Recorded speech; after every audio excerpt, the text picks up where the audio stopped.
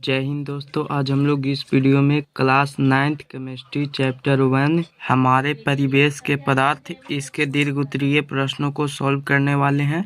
अगर आप लोग अभी तक हमारे इस चैनल पे नए आए हैं तो चैनल को सब्सक्राइब कर लेंगे।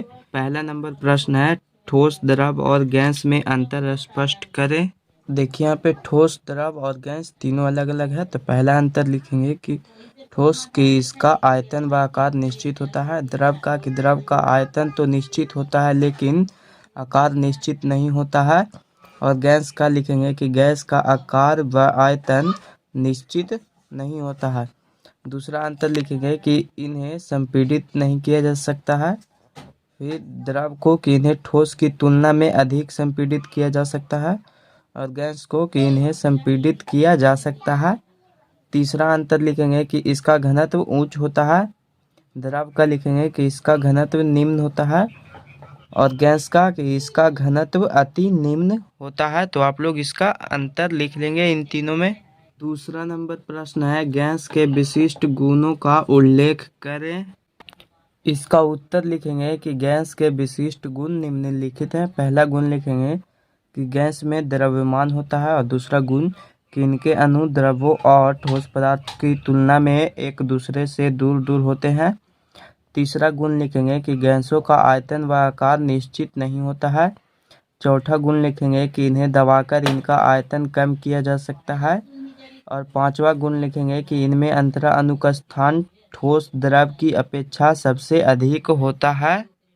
तीसरा नंबर प्रश्न है, क्या वायु को संपीड़ित किया जा सकता है? एक कार्यकलाप के साथ वर्णन करें। तो इसका उत्तर के लिए यहाँ पे कार्यकलाप लिखेंगे कि 10 ml एक सीरीज लें। सीरीज के मुंह को रबर के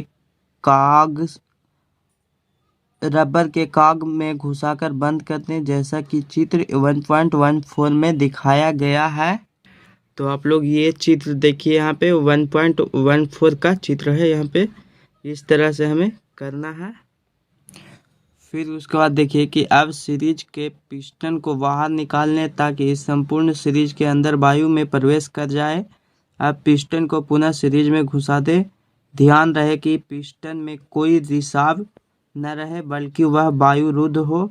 इसके लिए आवश्यक हो तो पिस्टन के चारों तरफ थोड़ा वैसलीन लगा दें। ऐसा करने से सीरीज के किनारों से होकर वायु का आवागमन पूर्णतः बंद हो जाएगा।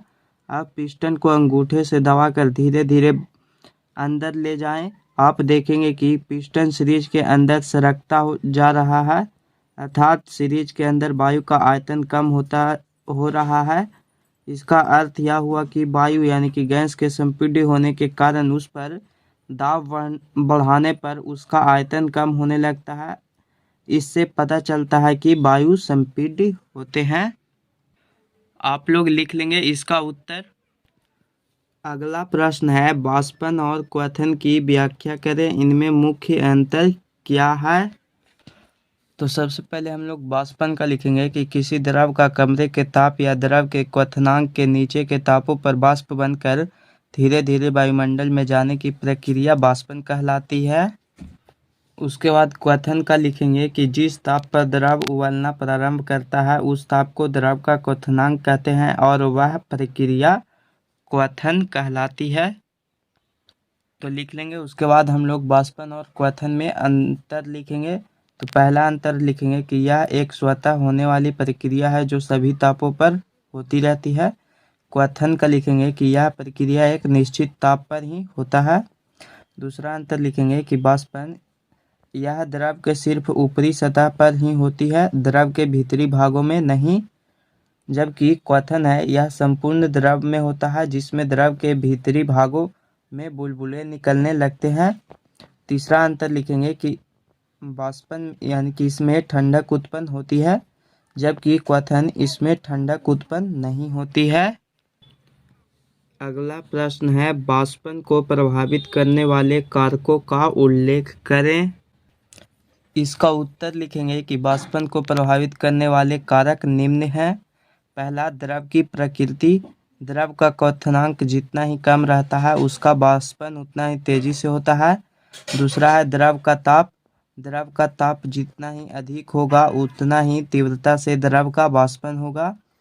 तीसरा है द्रव का पृष्ठीय क्षेत्रफल, यानी कि द्रव की सतह का क्षेत्रफल जितना ही अधिक रहता है, द्रव का वाष्पन उतना ही तेजी से होता है।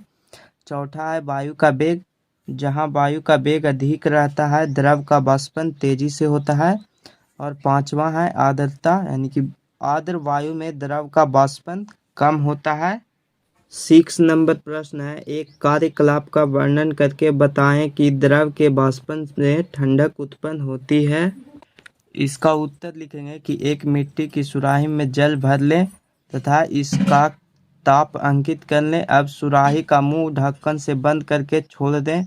2 या 3 घंटे के बाद सुराही के जल का ताप अंकित करें। आप पाएंगे कि जल का ताप पहले की अपेक्षा कम हो गया है, अर्थात सुराही का जल ठंडा हो गया है। उसके बाद फिर हम लोग इसकी व्याख्या लिखेंगे कि मिट्टी की सुराही में अनेक छोटे छोटे छिद्र होते हैं, जिनसे होकर जल के कण सुराही की बाहरी सतह पर चले आते हैं।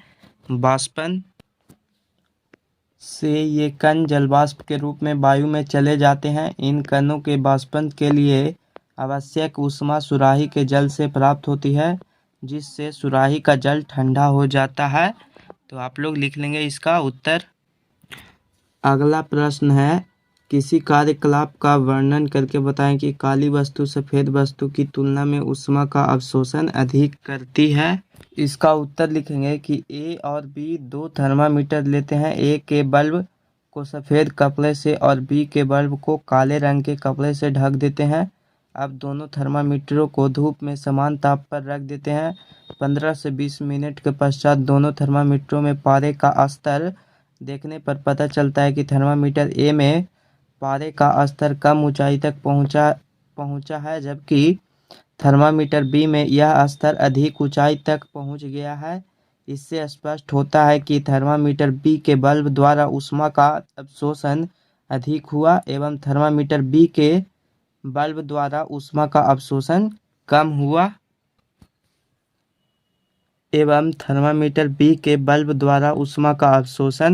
हुआ।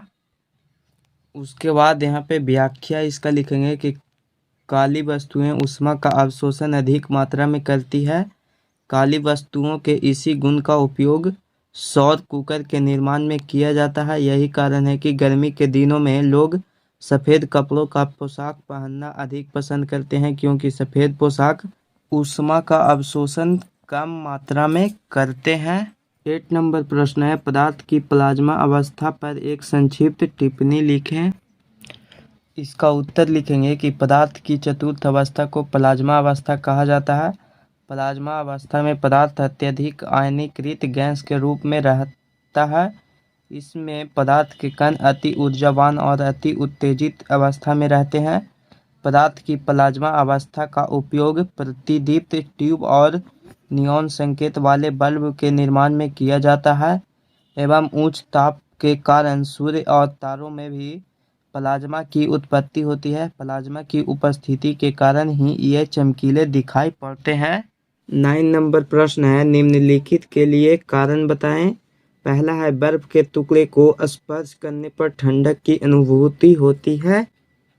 इसका उत्तर लिखेंगे कि इसका कारण यह है कि बर्फ के टुकड़े को स्पर्श करने पर बर्फ का वाष्पन होता है। इसके लिए आवश्यक ऊष्मा हमारे हाथों से प्राप्त होती है, अतः हाथ ठंडी हो जाती है और हमें ठंडक की अनुभूति होती है। इसका दूसरा प्रश्न है, मिट्टी के घड़ा या सुराही में रखा हुआ जल ठंडा हो जाता है। इसका उत्तर लिखेंगे कि इसका कारण यह है कि मिट्टी की सुराही में अनेक छोटे छोटे छिद्र होते हैं, जिनसे होकर जल के कण सुराही की बाहरी सतह पर चले आते हैं। वाष्पन से ये कण जलवाष्प के रूप में वायु में चले जाते हैं।